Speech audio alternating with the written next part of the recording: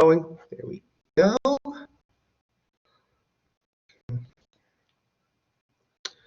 Let me keep going. So here is another example. Okay. And again, same idea, right? You know, we have an angle, and really, because we have this angle and this angle, this is 90 degrees. We actually have this angle as well. We know the sum of all these three angles must be 180 degrees. I just wanted to point it out. We have the hypotenuse now, right? Namely, we know the hypotenuse is 5.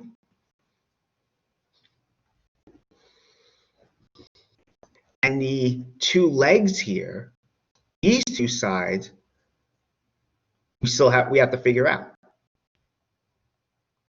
So we're going to find A. Without using A, we're also going to find B.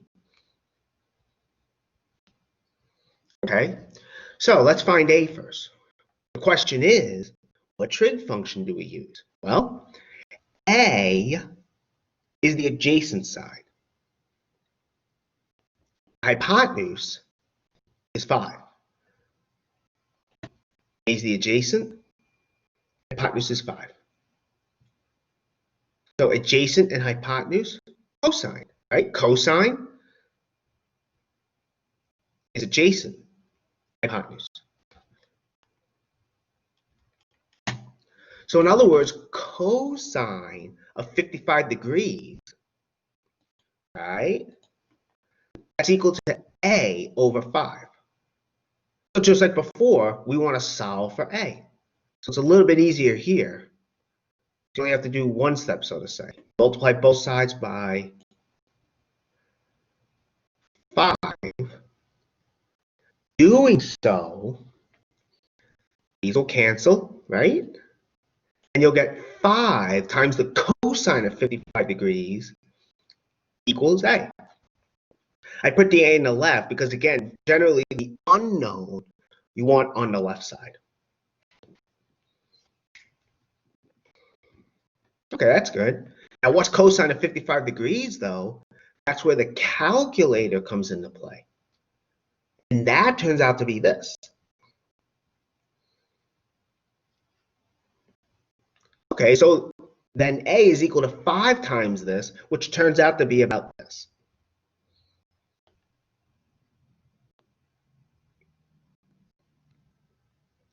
So again, we had the angle, we have the hypotenuse, we want the adjacent side. Now, cosine deals with adjacent and hypotenuse. That's why we're using cosine. And from our trig, we know cosine of 55 degrees is adjacent over hypotenuse. So, A over 5. And we want A, so we're solving for it. Use the calculator, and then we just multiply. For B is the opposite side.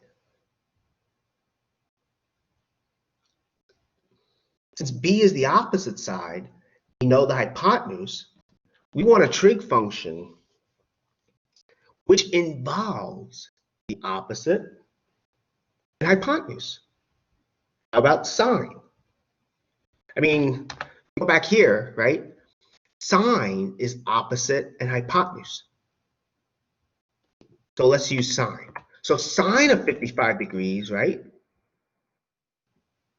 That's equal to opposite over hypotenuse, B over 5. Multiplying both sides here by 5, let me just quickly do that. Okay.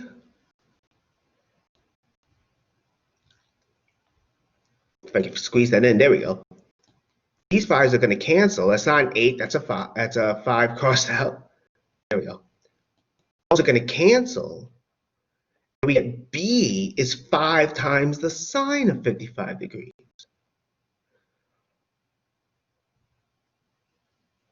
That's what we get.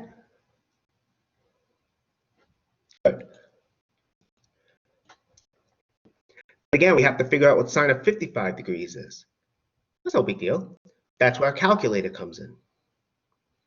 Right, so again, let me start again. Sine of 55 degrees we know is b over 5. What I did here was I multiplied both sides by 5. Because these 5's cancel, and we're left with 5 times the sine of 55 degrees is b.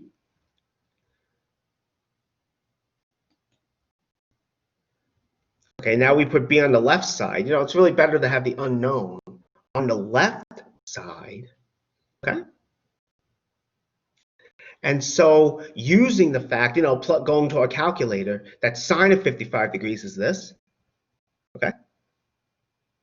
We then get b is about equal to this. No, it's rounding off a bit, so that's what we get. I do have a worksheet through Google Docs. I mean, I click here for the worksheet, but I'm going to show you the website where it is. But are there any questions about this, though?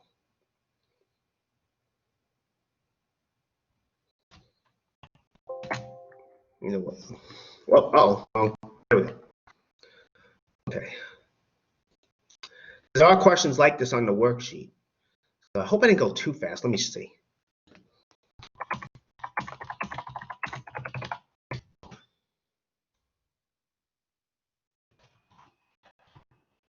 Do something quickly. There we go. Just want to be sure.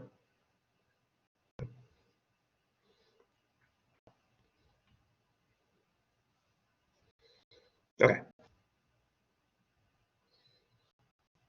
Okay, cool. All right. So what I'm going to do is I'm going to share the worksheet with you.